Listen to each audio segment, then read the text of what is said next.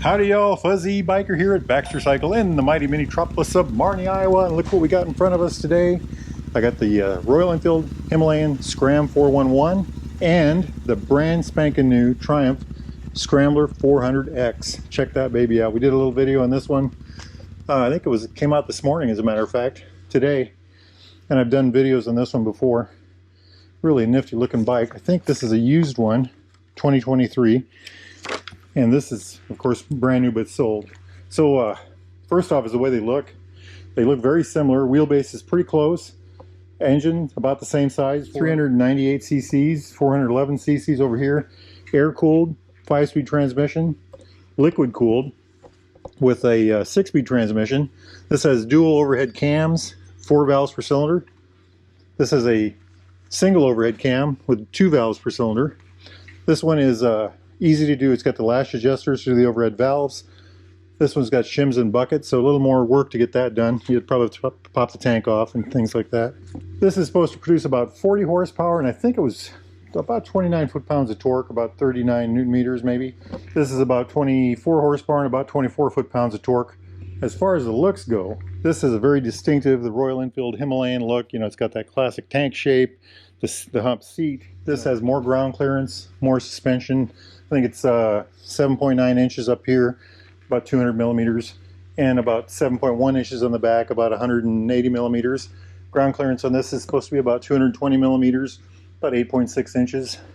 This has 5.9 inches of travel, about 150 millimeters, both front and rear, and I could not find a number for the ground clearance. It looks pretty good though.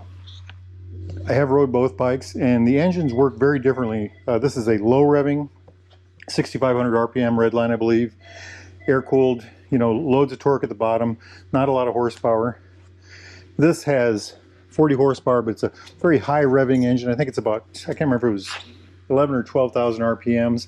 All the power comes in, well, probably it's 6,000 and up.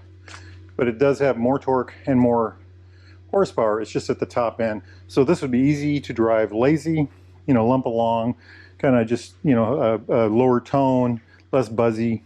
This would be more exciting, higher tone, probably more RPM buzzy. So very different riding styles between these two. Low RPM, higher power at the top end, more torque at the bottom end. Easier to drive slow, easier to drive fast and hard. Maintenance on this one will be a little higher because of this dual overhead cam with shims and buckets. This one will be easier. Another thing I want to point out right away are accessories. This bike, being a Royal Enfield, you know, the company makes 1 million motorcycles a year. There's all kinds of companies that produce accessories for this kind of thing. There's all kinds of aftermarket available for this, you know, like this windshield that's on here, and this is a used bike. I think I already pointed that out. This is an aftermarket pipe on the back here. This, on the other hand, there is nothing really out on the market yet, but I'm sure the market will get a bunch of stuff. It's going to be interesting to see what comes up with this one. So at this point, loads of accessories for this. Nothing really out there yet for this one. Some other differences about these bikes. This has Metzler Cargo tires on it from the factory. Very nice tire. I mean, look at that. Where this has Seats. Now the Seats have come a long way. These Seats are mounted to spokes with steel wheels. These Metzlers are on these nifty mags. So these are, the Triumphs are tubeless, the Royal Enfields have tubes. As far as size goes, I think this is a 19 and so is that one. I think this is a 190. And I believe that is a 190 also. Another quick difference between these bikes, everything's LED on the Triumph. A friend of mine says you can see the headlight on a Triumph from space. So headlights LED, blinkers are LED, taillights LED. Over here it's all analog yet, although you can get all kinds of upgrades for these that'll allow you to have LED. Another interesting difference between these two bikes are the brakes.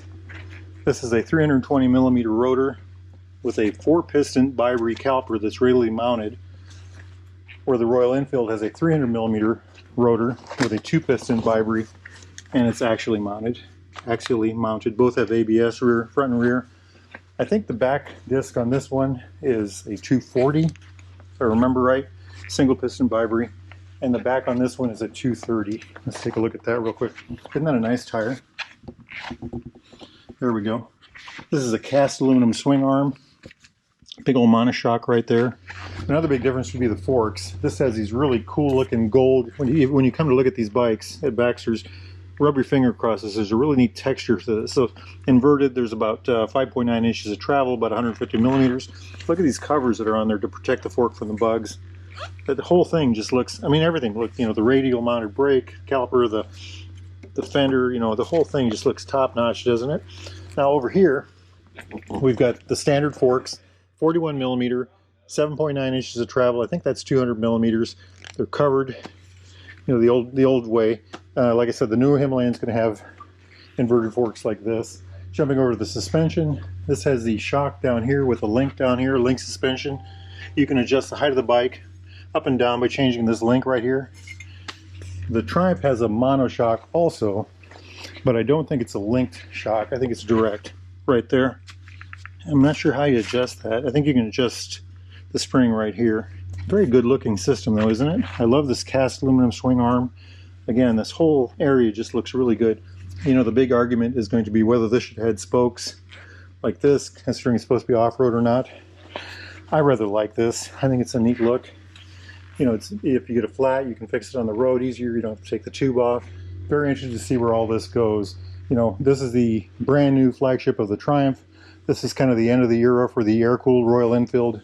Very interesting bike. And by the way, this one is a used one with about 600 or 700 miles on it. 2023, $4,000. Very nice. I think this is the brand new one. I think this is $5,900, $5,500 plus shipping, and I'm not sure what the shipping is on that one yet. Now this here is a 1200 XE, which should belong in my garage. A used model, 19, and there's a tag on that. Very nice. Beautiful motorcycles, beautiful motorcycles. Oh, and check this one out back here. This is the old Scrambler from days gone by. I really love this engine. It's got the 865 engine. This is a 2006. Absolutely gorgeous machine. I rode this one day and just fell in love with it. Beautiful, beautiful. If y'all are interested in a new or used Royal Enfield, Triumph, classic British bike of any type, need parts, accessories, thingamajigs, doodads, gizmos of all type, get yourself down here to Baxter Cycle in the mighty metropolis of Marnie, Iowa, or go to baxtercycle.com. Tell those folks that Fuzzy Biker sent you. Now, if it's a beautiful day where y'all are at, it's beautiful outside. Here, get yourself out there and ride. Life is good. Wahoo!